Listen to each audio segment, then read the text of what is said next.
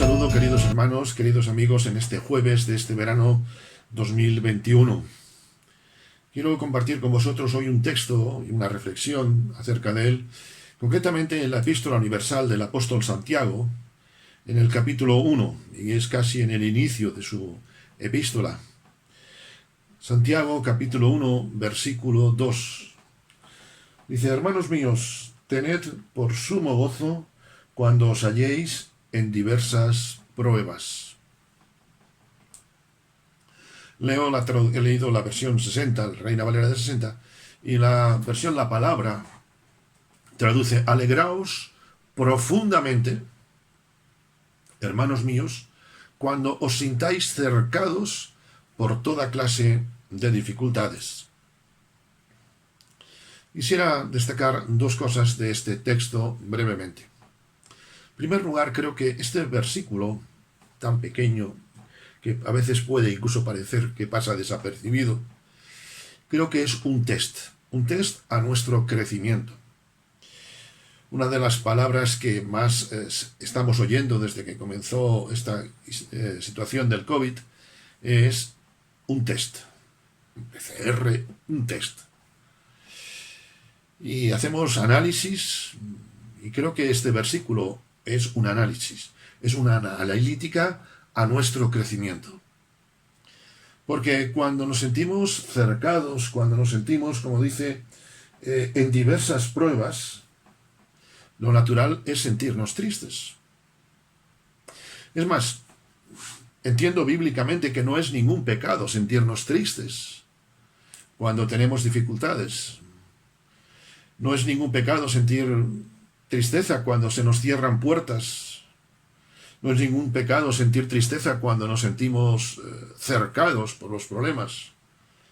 Cuando se nos diagnostica, por ejemplo, una enfermedad a lo mejor irreversible, una enfermedad incluso terminal, o la de un familiar, cuando sabemos que le queda poco tiempo a un familiar.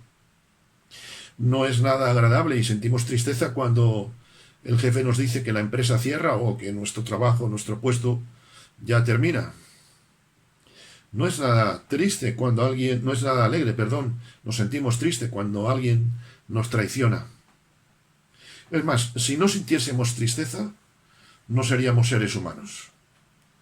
Dios nos ha dado sentimientos para vivirlos, pero no para vivir de los sentimientos o de las emociones. Los años no significan madurez. Dios permite pruebas en nuestra vida, no para fastidiarnos, sino para hacernos madurar. ¿Y por qué sucede que a veces, una y otra vez, la misma prueba y volvemos a lo mismo? Pues porque, como nos pasaba cuando estudiábamos en la escuela de niños, ¿verdad? Hay que repetir el examen. Dios nos permite muchísimas circunstancias, como permitió en un caso extremo en la situación de Job, para que nos demos cuenta de cuánto hemos crecido. Esas pruebas, esas dificultades que nos dice el apóstol, ¿verdad? Para ver cuánto hemos crecido, para ver qué áreas de nuestra vida necesitan ser corregidas, para ver qué áreas de nuestra vida necesitan ser cambiadas, para que veamos esa obra de perfeccionamiento que el Espíritu Santo está haciendo en nosotros en definitiva. No por llevar muchos años en el Evangelio, somos más maduros. Somos más maduros en cuanto nos acercamos más al Señor, cuanto crecemos más en Él, cuanto más somos discípulos cercanos a Cristo. Y el apóstol Santiago nos dice que la forma en cómo afrontamos, en cómo respondemos a las situaciones, demuestra nuestro grado de crecimiento, como lo demuestran pues las flores con sus hojas, como lo demuestra un árbol cuando es pequeñito, que es batido por el viento, pero cuando crece y se hace bien grande, no hay viento que lo mueva, ¿verdad? Así pues, creo que es importante pensar en esto. Me alegro cuando estoy viviendo situaciones difíciles, a pesar de la tristeza. Elías vivió situación de tristeza, Job sintió tristeza, pero aún así no dejó de alegrarse en el Señor. Pero creo que este versículo es también, aparte de un test, de una analítica, es una llave a la libertad. El apóstol Pablo dice en Filipenses capítulo 4 y versículo 7, la paz de Dios, que sobrepasa todo entendimiento, guardará vuestros corazones y pensamientos en Cristo Jesús. Permitidme dos versiones para compararlas, dos versiones más de la palabra para compararlas. Una de ellas precisamente se llama así, Biblia la palabra. Dice, la paz de Dios que desborda toda inteligencia, sobrepasa todo entendimiento, desborda toda inteligencia. Si pudiésemos meter toda la inteligencia, todo el conocimiento, valga la expresión, en un vaso, en un cubo, en un bidón, la desborda. La paz de Dios que desborda toda inteligencia guardará vuestros corazones y pensamientos por medio de Cristo Jesús. Y en una versión que es una paráfrasis, la traducción en el lenguaje actual dice, Dios les dará su paz, esa paz que la gente de este mundo no alcanza a comprender, pero que protege el corazón y el entendimiento de los que ya son de Cristo. Tener el gozo del Señor en momentos como los que estamos viviendo es un regalo del cielo al alcance de los que nos acercamos a Él. Recordamos, el justo vive por fe. El gozo es la llave que abre la prisión de los problemas que nos encierran. El gozo de Dios es la paz suya en una forma práctica en nuestros corazones, sean los temporales como sean.